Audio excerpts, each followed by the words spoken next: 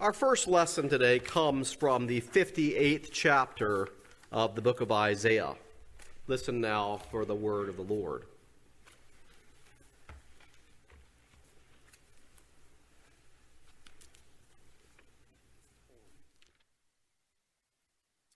Shout out, do not hold back. Lift up your voice like a trumpet. Announce to my people their rebellion, to the house of Jacob their sins. Yet day after day they seek me and delight to know my ways, as if they were a nation that practiced righteousness and did not forsake the ordinance of their God. They ask of me righteous judgments. They delight to draw near to God. Why do we fast, but you do not see? Why humble ourselves, but you do not notice? Look, you serve your own interests on your fast day and oppress all your workers. Look, you fast only to quarrel and to fight, and to strike with a wicked fist. Such fasting as you do today will not make your voice heard on high. Is such the fast that I choose, a day to humble oneself? Is it to bow down the head like a bulrush, and to lie in sackcloth and ashes? Will you call this a fast, a day acceptable to the Lord? Is not this the fast that I choose, to loose the bonds of injustice, to undo the thongs of the yoke, to let the oppressed go free, and to break every yoke? Is it not to share your bread with the hungry, and bring the homeless poor into your house? When you see the naked, to cover them, and not to hide yourself from your own kin. Then your light shall break forth like the dawn, and your healing shall spring up quickly. Your vindicator shall go before you. The glory of the Lord shall be your rear guard. Then you shall call, and the Lord will answer. You shall cry for help, and he will say, Here I am. If you remove the yoke from among you, the pointing of the finger, the speaking of evil, if you offer your food to the hungry and satisfy the needs of the afflicted, then your light shall rise in the darkness, and your gloom be like the noonday. The Lord will guide you continually, and satisfy your needs in parched places, and make your bones strong. And you shall be like a watered garden, like a spring of water, whose waters never fail. Your ancient ruins shall be rebuilt. You shall raise up the foundations of many generations. You shall be called the repairer of the breach, the restorer of streets to live in. This is the word of the Lord. Thanks be to God. Our second lesson today comes from the 11th chapter of 1 Corinthians. Listen again for the word of the Lord. For I received from the Lord what I also handed on to you, that the Lord Jesus, on the night when he was betrayed, took a loaf of bread, and when he had given thanks, he broke it, and said, This is my body that is broken for you. Do this in remembrance of me. In the same way, he took the cup also after supper, saying, This cup is the new covenant in my blood. Do this as often as you drink it in remembrance of me. For as often as you eat this bread and drink the cup, you proclaim the Lord's death until he comes. The word of the living God. Thanks be to Christ. At the end of the film Fiddler on the Roof, there is a heartbreaking scene. It is the early 20th century, more than 100 years ago, and the people of the Jewish village of Anatevka are leaving their little community where they have lived for centuries. The Tsar of Russia, as part of his program of persecuting the Jewish people, has decided to exile the residents of Anatevka from their home, the only home they have ever known.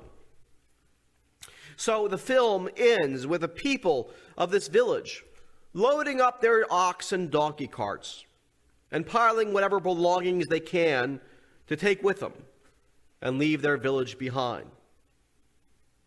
And what they can take with them is not much. Some clothes, a few rugs, maybe some pots and pans.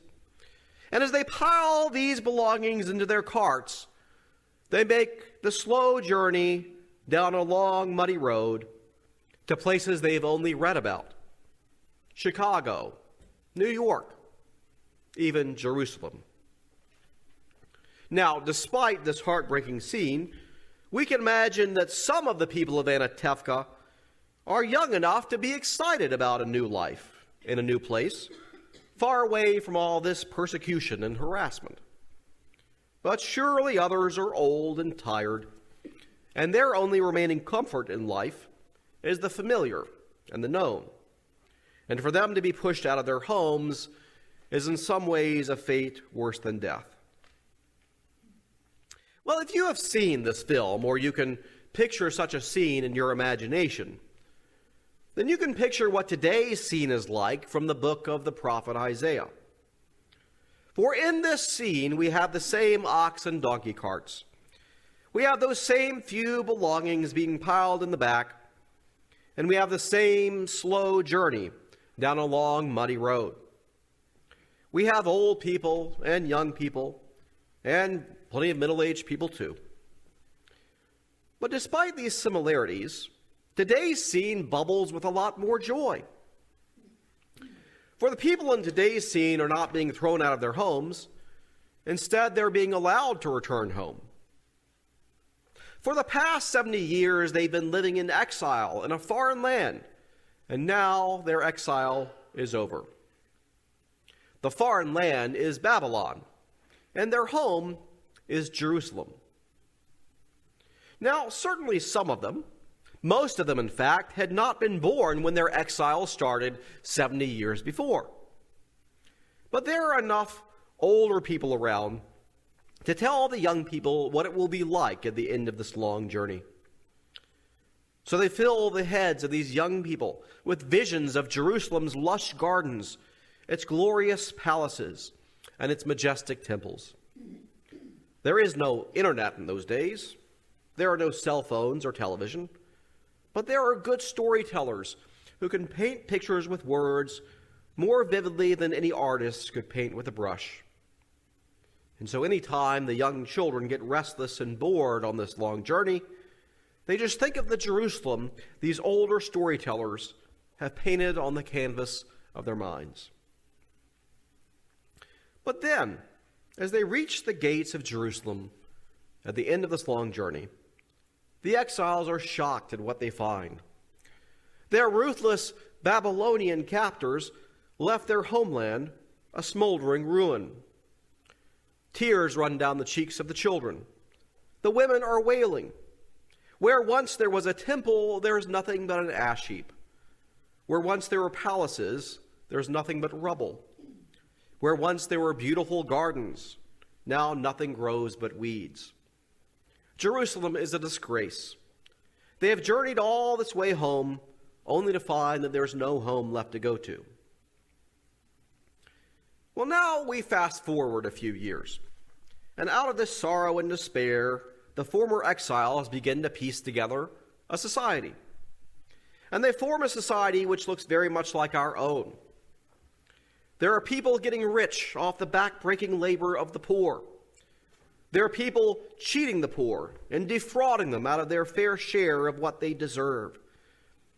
There are people who are passing the homeless and beggars on the street as if they don't even exist, as if they can't see them or hear them. But all the while, they long for God to return Jerusalem to its former glory. They long for home, the home they once knew, the Jerusalem they once recognized. So what do? Well, they do what a lot of us people would do to please God. They go to church. They decide to sing their hymns a little louder than usual. They make sure the preacher prays extra long prayers. And they do something else. They fast. They go without food for as long as they possibly can to show God just how sincere they are. And surely all of this will work, they say. Surely all of this will show God how much we love him. And surely all of this will give God everything that God could ever want. But alas, there seems to be a problem. God seems not to notice all these gestures. Jerusalem is not returned to its former glory, and they cannot go home again. Now, In our day and age, when people see prayers being unanswered and pious acts being unseen by God, they sometimes say there must not be anybody up there listening to me. There must not be a God after all. But people in those days didn't say that. Instead, they wanted to know why. And so today we hear their words to God as they say, "Why do we fast, but you do not see? Why do we humble ourselves, but you do not notice?" But God tells them they've got it all wrong. Through the lips of the prophet Isaiah, they get an answer from God. And God says, "You serve your own interests when you fast and oppress all your workers. Is not this the fast that I choose? To loose the bonds of injustice, to undo the thongs of the yoke, to let the oppressed go free? Is it not to share your bread with the hungry and bring the homeless poor into your house? If you do these things, then you shall call, and the Lord will answer.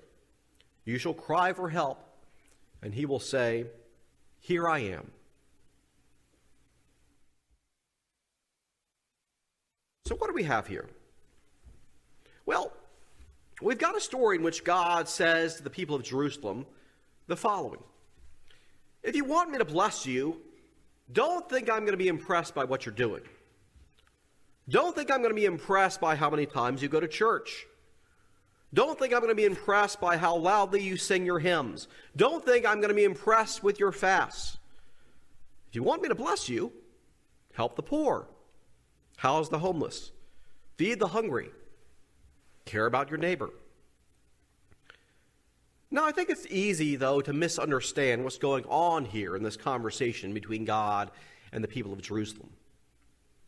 You see, I don't think God is saying, "Do these things for your neighbor in order that I will bless you," as if that's why you do them. I know it's easy to hear this story that way, but that's not what I think is going on here.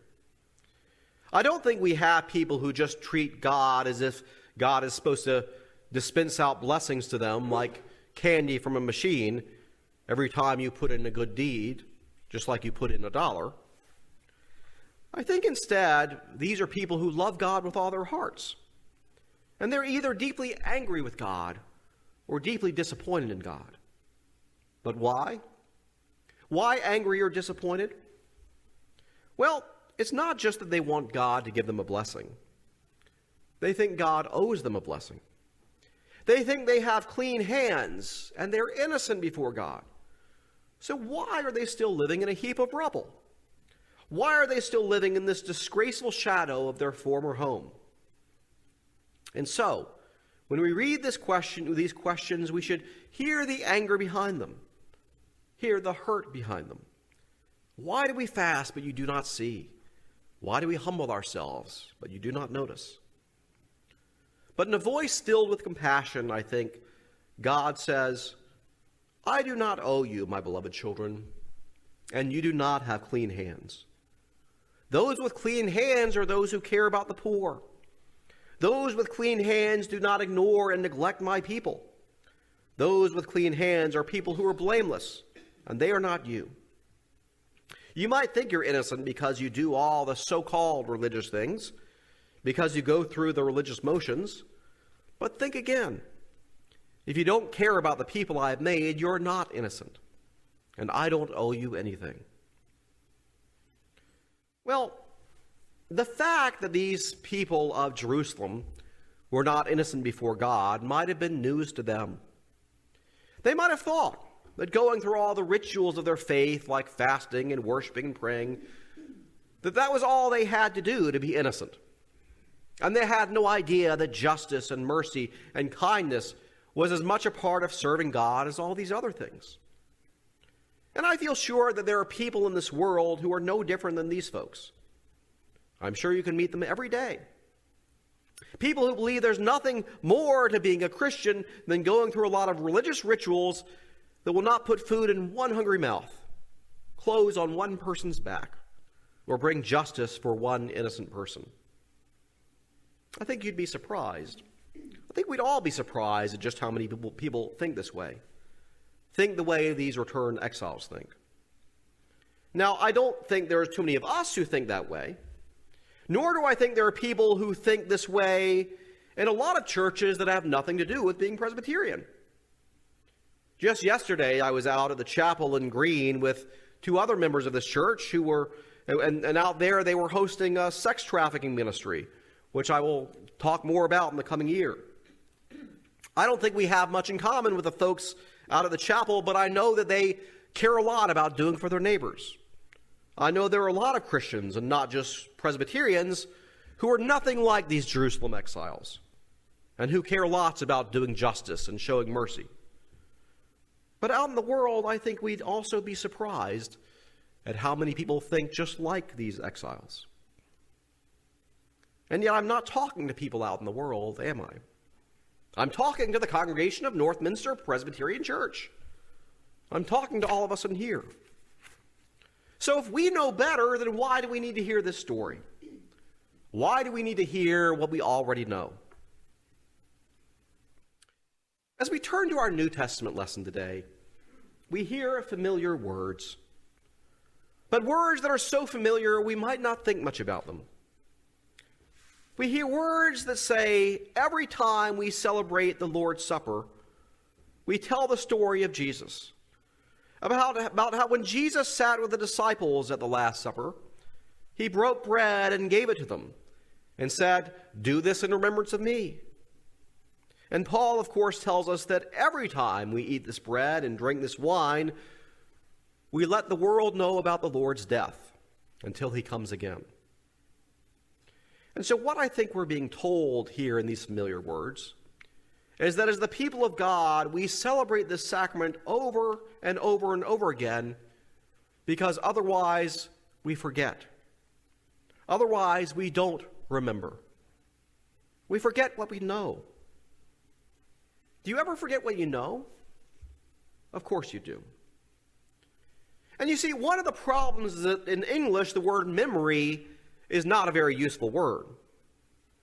We talk about memory in two very distinct ways. If I'm talking to you one day and you're telling me all kinds of stories about your childhood, and you describe all these vivid details to me about things that took place decades ago, I might say, "Hey, you've got a good memory." That's what we call dispositional memory. But just because I have a good dispositional memory doesn't mean I can call to mind certain things when you ask me, like the capital of Florida, or remember your name when you're standing right in front of me. That's what we call a current memory. What's the capital of Florida, folks? You might know. Tallahassee, very good. All right. So that's what we call a current memory, when you can remember things right then and there. So you can have a great dispositional memory, but a lousy current memory. Or you can have a great current memory, but a lousy dispositional memory. Sometimes kids have great current memories. There was a guy once who was a young father, and he had this 4-year-old girl that he took to the office with him one day because, it was take your daughter to work day. Take your daughter to work day. Yeah. Well, this little girl, she couldn't wait to go. Couldn't wait to go to the office. She was so excited to go to work with her dad. So, they got there and, the man introduced his daughter to everybody at work, introduced her to his boss and all his colleagues and so on and so forth. Well, all of a sudden, this little 4-year-old girl, she burst into tears. Just burst into tears. So, Dad's like, "Well, what's wrong?" She said, Daddy, I don't see any clowns. Where are all the clowns you said you work with?" So, kids can have great current memories.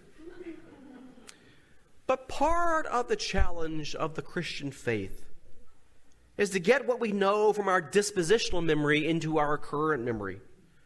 To get what is filed away in the back of our minds to the front of our minds. Because we can forget. We can forget that being faithful to God is not about what we do in here. It's about what we do out there.